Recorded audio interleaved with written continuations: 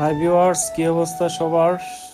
বৃষ্টির মাঝে তো কোনো দিকে বের হওয়া যাচ্ছে না, তাই ভাবলাম আমাদের গাজীপুরে অবস্থিত একটি জায়গা, সেটা পারুলি, মানে পারুলি না, সরি, সেটা হচ্ছে সেই লবলং সাগর বলে আর কি পরিচিত।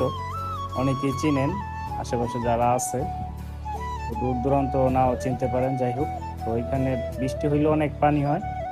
তো ওই যে টেনি জাল দিয়ে অনেকেই মাছ মারতে আসে। আর এই জালটা আমি ফার্স্ট দেখলাম, এই প্রথম, আগে কখনো দেখা হয়নি।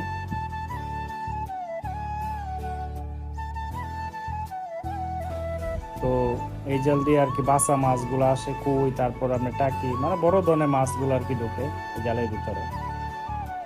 তো দেখতে দেখতে খুবই ভালো লাগছে, ভালোই মাছ আসে, খারাপ না। তো এক মুরব্বী, এই যে দেখেন, মাছ মারতেছে। কাকা মাছ উঠে?